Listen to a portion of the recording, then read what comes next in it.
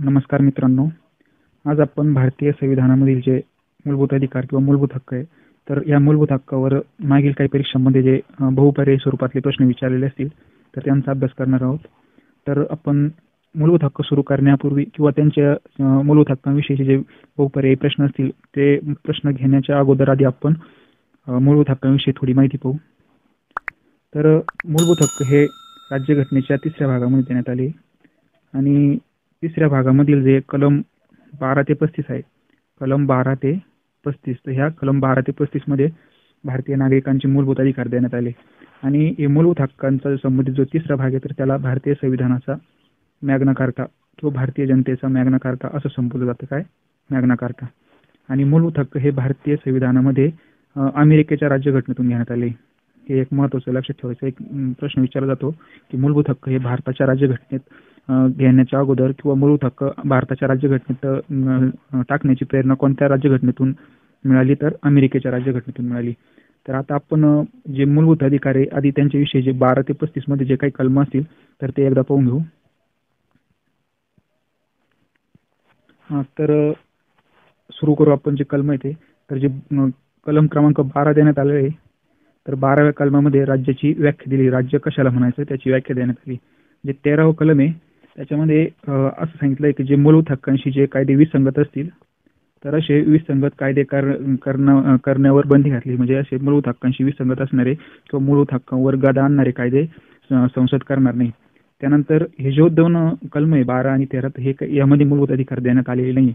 पण जे पुढले 13 पासून तर 32 पर्यंतचे जे कलम असतील, 14 पासून 32 पर्यंत, तर याच्यामध्ये मूलभूत अधिकार यांचा समावेश केलेला आहे. तर आता आपण एक एक करून सगळे एकदा पाहून घेऊ कोणते कोणते मूलभूत अधिकार आहे ते.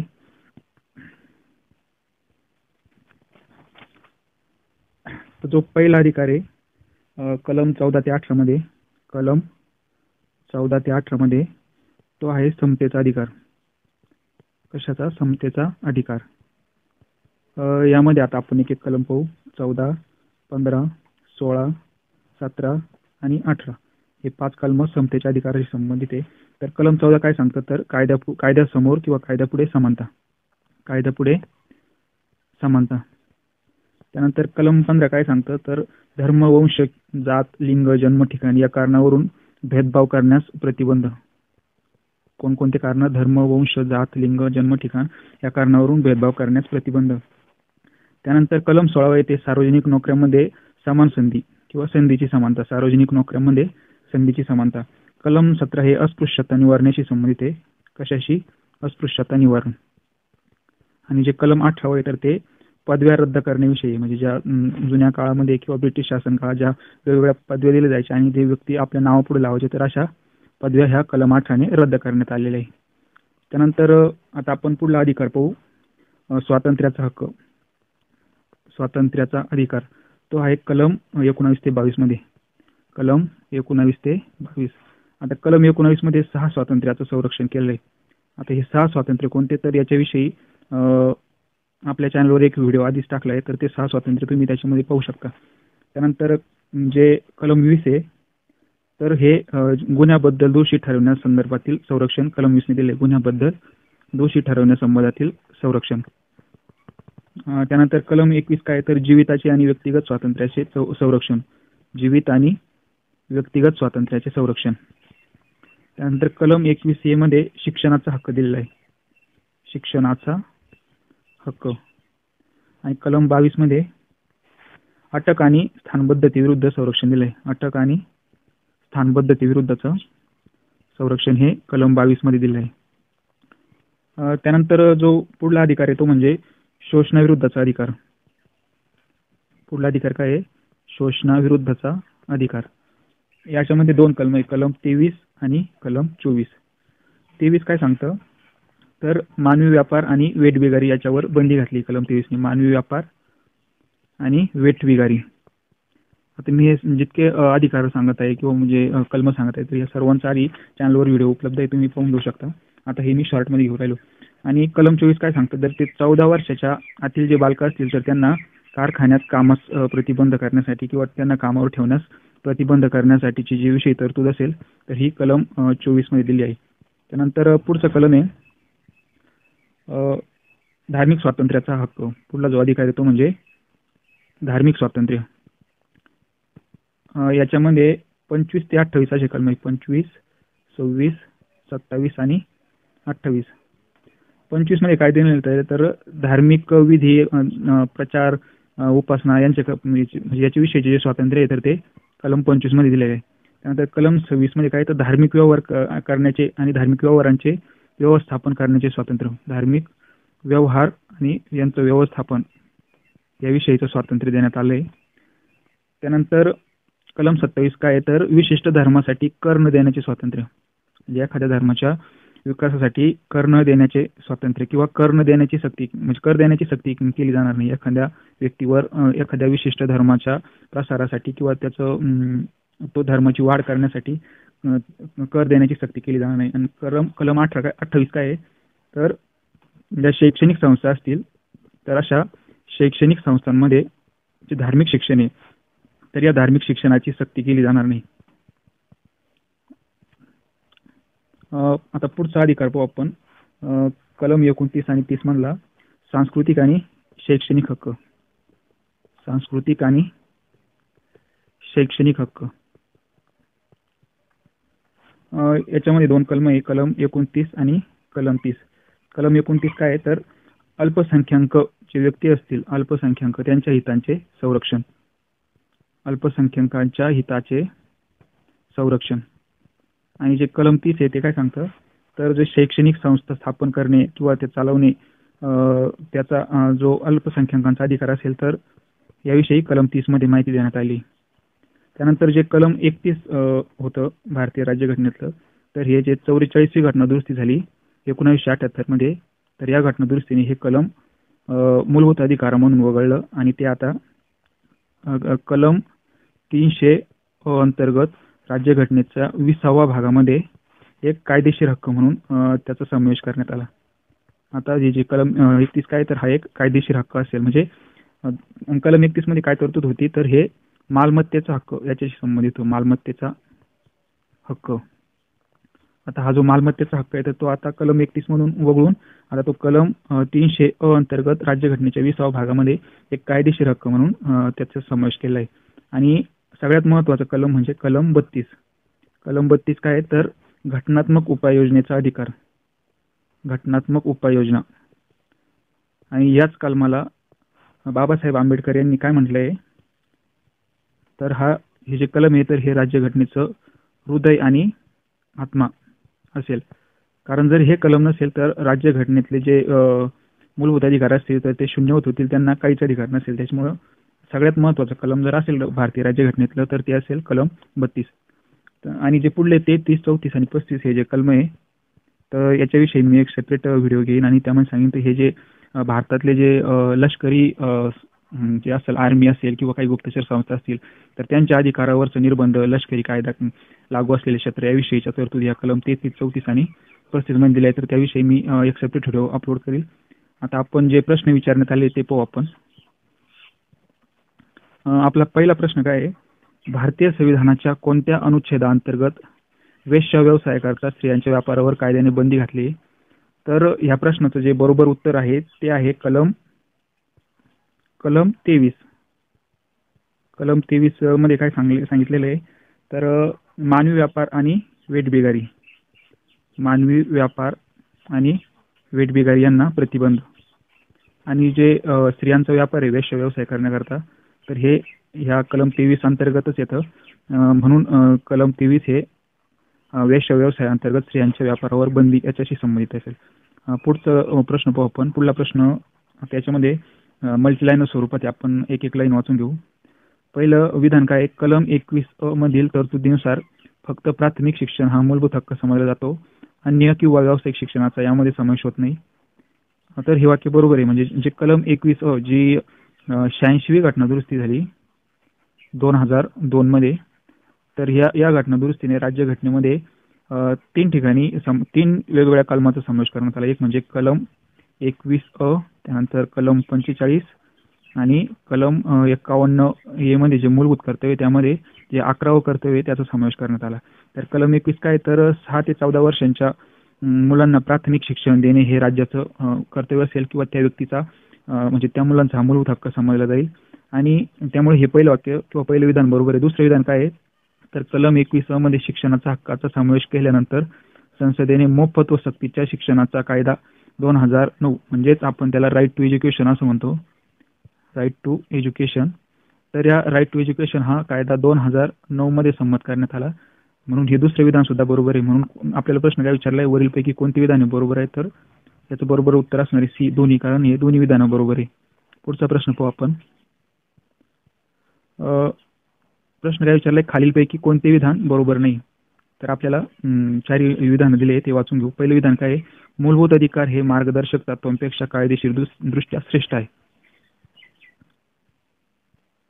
तर हे विधान बरोबर आहे, कारण जे मूलभूत अधिकार आहे हे मार्गदर्शक तत्वांपेक्षा श्रेष्ठ आहे. कारण मूलभूत अधिकारांच्या अंमलबजावणी करता संसद कायदा करू शकते, पण मार्गदर्शक तत्वे हे राज्यांच्या मर्जीवर अवलंबून आहे. त्यामुळे जे मूलभूत अधिकार असतील ते कायदेशीरदृष्ट्या श्रेष्ठ असतील. त्यानंतर दुसरे विधान काय, संसद काही विशिष्ट मार्गदर्शक तत्वांच्या अंमलबजावणीसाठी मूलभूत अधिकारात बदल करू शकते, तर हे करू शकते. हे विधान सुद्धा बरोबर आहे.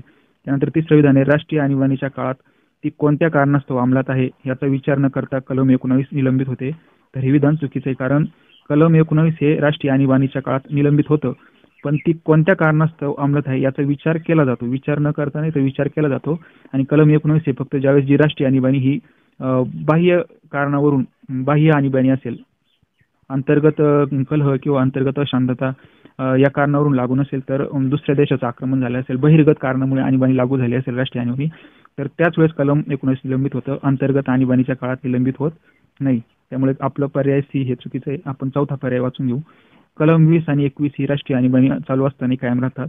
तर हे विधान सुद्धा बरोबर आहे, कारण राज्यघटनेतले हे दोनच कलम असे, कलम 20 आणि 21 हे कधीच त्यांची अंमलबजावणी निलंबित होत नाही. तर हे कशाही प्रकारची आणीबाणी चालू असेल तर हे दोन्ही कलम 20 आणि 21 हे लागूच असतात. त्याच्यामुळे आपलं ह्या प्रश्नाचं बरोबर उत्तर आहे ऑप्शन सी, म्हणजे सी विधान हे चुकीचं आहे. पुढल्या प्रश्नावर जाऊ आपण आता. तर इथं आपल्याला जोड्या लावायच्या आहे. इकडे ABCDE असे 5 हक्क दिले आणि त्यांच्याशी संबंधित इकडे कलम दिले. तर आपण एक एक वाचून घेऊ. आता प्राथमिक शिक्षणाचा अधिकार, तर हा कलम 21 अंतर्गत दिला आहे, म्हणून पहिल्याची जोडी ही तिसऱ्या पर्यायाला येणार आहे. त्यानंतर धार्मिक व्यवहाराचे व्यवस्थापनाचे स्वातंत्र्य, तर हे कलम 26 अंतर्गत हे जे स्वातंत्र्य दिले. त्यानंतर अस्पृश्यता प्रतिबंध, तर हे कलम 17शी संबंधित आहे. त्यानंतर सार्वजनिक सेवेमध्ये संधीची समानता, तर हे कलम 16शी संबंधित आहे. त्यानंतर 5 काय तर जीवित आणि व्यक्तिगत स्वातंत्र्याचे संरक्षण, तर हे कलम 21शी संबंधित आहे. म्हणून हे जे जोड्या आता लावल्या आपण परत एकदा वाचून घेऊ. प्राथमिक शिक्षणाचा हक्क हा कलम 21A अंतर्गत येतो. त्यानंतर धार्मिक व्यवहारांच्या व्यवस्थापनाचे स्वातंत्र्य हे कलम 26 अंतर्गत येतात. त्यानंतर अस्पृश्यता प्रतिबंध हा कलम 17 अंतर्गत येतो. सार्वजनिक सेवेमध्ये संधीची समानता हे कलम 16 अंतर्गत येतं. आणि जीवित आणि व्यक्तिगत स्वातंत्र्याचे संरक्षण हे कलम 21 अंतर्गत येतं. आपण पुढच्या प्रश्नावर जाऊ. पुढला प्रश्न आहे आपल्याला, स्वातंत्र्याच्या मूलभूत अधिकारामध्ये सहकारी संस्था स्थापन करण्याच्या अधिकाराचा समावेश टिंब या घटना दुरुस्तीने करण्यात आला. तर ह्या अधिकाराचा समावेश हा राज्यघटनेमध्ये जी 97वी घटना दुरुस्ती झाली, तर ह्या 97व्या घटना दुरुस्तीने सहकारी संस्था स्थापन करण्याचा अधिकाराचा समावेश करण्यात आला. पुढल्या प्रश्नावर जाऊ आपण आता. पुढचा प्रश्न आहे, भारतीय संविधानाचे कलम 16 कशाशी संबंधित आहे. तर आपण पाहिलं कलम 16 हे मूलभूत अधिकारांशी संबंधित आहे, त्यामुळे याचं बरोबर उत्तर असेल ऑप्शन सी. पुढचा प्रश्न पाहू. भारतीय संविधानात समानतेचा हक्क 5 कलमान्वये मान्य केलेला आहे, तर ती कलमे कोणती. म्हणजे याच्यामध्ये सरळ विषय आहे की जो समतेचा किंवा समानतेचा अधिकार असेल तर याच्याशी संबंधित कलम कोणती. तर कलम 14 ते 18 म्हणजे ऑप्शन बी असेल. कलम 14 ते 18 हे जे समतेचा अधिकार किंवा समानतेचा अधिकार याच्याशी संबंधित कलम असतील. त्यानंतर पुढचा प्रश्न पाहू आपण. खालीलपैकी कोणता हक्क हा भारतीय संविधानाच्या मूलभूत हक्कात नाही. आता इथे 4 पर्याय, समतेचा हक्क, स्वातंत्र्याचा हक्क, धार्मिक स्वातंत्र्याचा हक्क आणि मालमत्तेचा हक्क. तर ह्या प्रश्नाचं बरोबर उत्तर आहे मालमत्तेचा हक्क, कारण हा आधी मूलभूत अधिकार होता. पण जी 44वी घटना दुरुस्ती झाली, 44वी घटना दुरुस्ती झाली, तर त्या घटना दुरुस्ती 1978 नुसार जो हा अधिकार मूलभूत अधिकारांमधून वगळण्यात आला आणि आता तो सध्या कुठे आहे तर 20व्या भागात कलम 300 या अंतर्गत 300A मध्ये एक कायदेशीर हक्क म्हणून संविधानामध्ये तो आता आहे. आता तो मालमत्तेचा हक्क हा मूलभूत अधिकार नाही, तर हा एक कायदेशीर अधिकार आहे. त्यानंतर खालीलपैकी कोणता हक्क हा संविधानिक आहे परंतु मूलभूत हक्क नाही? तर ह्या प्रश्नाचं उत्तर पण त्याचे जो मालमत्तेविषयक हक्क आहे, जो कलम 300 मध्ये देण्यात आलेला आहे, तर हा आता एक संविधानिक हक्क आहे, मूलभूत हक्क नाही. त्यानंतर पुढचा प्रश्न काय, तर कोणत्या खटल्यान्वये सर्वोच्च न्यायालयाने कलम 368 नुसार घटनेच्या मूलभूत गाभ्याला धक्का न लावता घटनेच्या कोणत्याही भागात दुरुस्ती करण्याचा अधिकार संसदेला असल्याचे मान्य केले?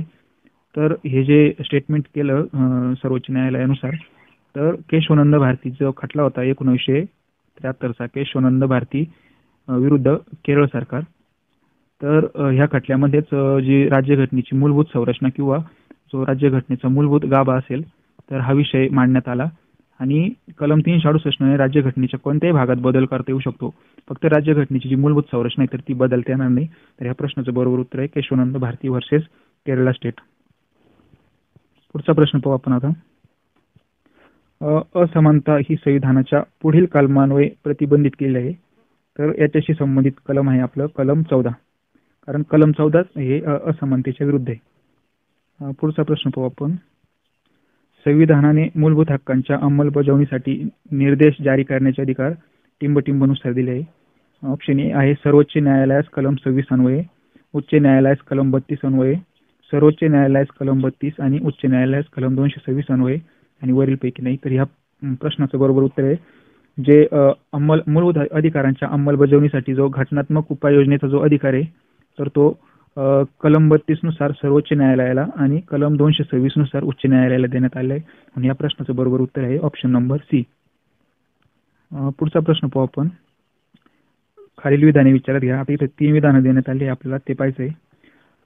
राज्य हे 6 ते 14 वर्षापर्यंतच्या मुलांना मोफत व सक्तीचे शिक्षण देईल, हा त्यांचा मूलभूत हक्क आहे. तर हे बरोबर आहे. हे कलम 21 मध्ये नमूद केलेलं आहे, कलम 21 त्यानंतर दुसरं काय, जो जन्मदाता असेल किंवा पालक असेल त्याने आपल्या अपत्यास अथवा पाल्यास त्याच्या 6व्या वर्षापासून ते 14व्या वर्षापर्यंत शिक्षणाची संधी उपलब्ध करून देणे हे त्याचे मूलभूत कर्तव्य असेल. तर हे जो भाग 4 दिलेला आहे राज्यघटनेचा भाग 4 त्याच्यामधलं कलम 51 मध्ये जे भारतीय नागरिकांची मूलभूत कर्तव्य, त्यामधलं हे 11वं कर्तव्य एक आहे. प्रत्येक व्यक्तीने आपल्या मुलास किंवा अपत्यास पाल्यास 6 पासून 14 वर्ष होण्यापर्यंत शिक्षणाच्या संधी उपलब्ध करून देणे हे त्याचं मूलभूत कर्तव्य असेल. त्यानंतर सी काय आहे, राज्य हे बालकांचे वय 6 ते 14 वर्षांचे होईपर्यंत त्यांचे संगोपन करण्यासाठी आणि त्यांच्या शिक्षणासाठी तरतूद करील. तर हे मार्गदर्शक तत्व आहे. तर हे वाक्य सुद्धा बरोबर आहे, कारण जो राज्यघटनेचा 4था भाग आहे त्यामध्ये मार्गदर्शक तत्वे देण्यात आली आहे आणि त्यामध्ये जे कलम 45 आहे, तर त्या कलम 45 अंतर्गत ही तरतूद केली की राज्य हे 6 वर्ष म्हणजे मुलांचे वय 6 वर्ष होईपर्यंत त्यांचे संगोपन करण्यासाठी आणि त्यांच्या शिक्षणासाठी तरतूद करेल. म्हणून हे 3 विधान आपल्या इथं बरोबर आहे. पुढला प्रश्न काय आहे, योग्य कथन ओळखा. आता इथं 2 आपल्याला स्टेटमेंट दिले आणि त्यापैकी कोणतं बरोबर आहे आपल्याला ते ओळखायचं आहे. पहिलं काय आहे, तर डॉक्टर B.R. आंबेडकर यांनी भाग 3 चे वर्णन संविधानाचा सर्वाधिक टीकात्मक भाग असे केले आहे. आणि दुसरं स्टेटमेंट आहे, डॉक्टर B.R. आंबेडकर यांनी अनुच्छेद 32 चे वर्णन संविधानाचा आत्मा आणि हृदय असे केले आहे. तर इथं हे दोन्ही स्टेटमेंट बरोबर आहे, कारण हा जो भाग 3 आहे तो मूलभूत अधिकारांशी फंडामेंटल राईटशी संबंधित भाग आहे आणि ह्याच भागावर सर्वाधिक टीका झाल्या म्हणून त्यांनी संविधानाचा सर्वाधिक टीकात्मक भाग असं म्हणून भाग 3 चं वर्णन केलं आहे. आणि जो जे कलम 32 आहे त्याला आपण घटनात्मक उपाययोजनेचा अधिकार म्हणतो. तर या घटनात्मक उपाययोजनेच्या अधिकाराला डॉक्टर बाबासाहेब आंबेडकर यांनी संविधानाचा आत्मा आणि हृदय असं म्हटलेलं आहे. म्हणून हे दोन्ही स्टेटमेंट आपली इथं बरोबर आहे. आपण पुढचा प्रश्न पाहू आता. इथं आपल्याला मूलभूत अधिकारांशी संबंधित काही कलम दिलेले आहे आणि त्या कलमात कोणत्या तरतुदी केल्या तर त्याच्या जोड्या लावायच्या आहे. तर आपलं जे कलम 14 आहे तर हे आपल्याला माहिती आहे कायद्यासमोर समानतेशी संबंधित आहे. त्यानंतर कलम 21 हे जीवित आणि व्यक्तिगत स्वातंत्र्याचे संरक्षण, तर हे समोरासमोरच आहे. कलम 23 कशाशी संबंधित, तर मानवी व्यापारास प्रतिबंध म्हणजे जे वेठबिगारी आणि सक्तीचे श्रम याकरता मानवी व्यापार यासाठी प्रतिबंध हा कलम 23 ने घालण्यात आला आहे. आणि कलम 26 हे कशाशी संबंधित, तर धार्मिक व्यवहाराचे व्यवस्थापन करण्याचे स्वातंत्र्य, हे धार्मिक स्वातंत्र्याच्या हक्काशी संबंधित कलम आहे. तर कलम 26 हे कशाशी, धार्मिक व्यवहाराच्या व्यवस्थापनाचे स्वातंत्र्य. आता आपण पुढचा प्रश्न पाहू. पुढचा प्रश्न काय आहे, खालीलपैकी कोणती विधाने बरोबर आहेत. इथं आपलं पहिलं स्टेटमेंट आहे कलम 501 मालमत्तेच्या हक्काशी संबंधित आहे.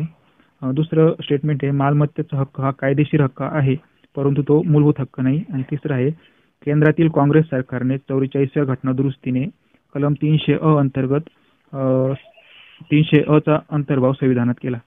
तर यामध्ये पहिलं वाक्य तर चुकीचं आहे, कारण राज्यघटनेत 501 असे कलमच नाही आहे, त्यामुळे पहिलं स्टेटमेंट चुकीचं आहे.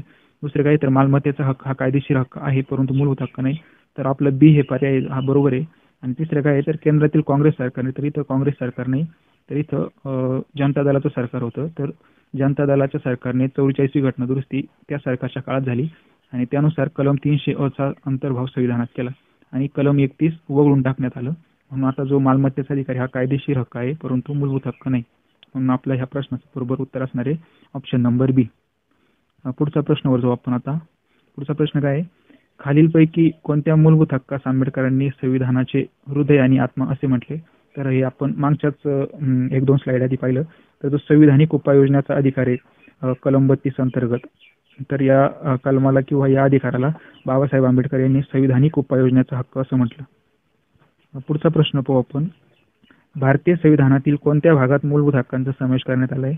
तर भारतीय संविधानाचा जो 3रा भाग आहे तर हा मूलभूत हक्कांशी संबंधित आहे आणि याच्याशी संबंधित जे कलम आहे कलम 12 ते 35 यामध्ये मूलभूत अधिकार देण्यात आलेले आहे.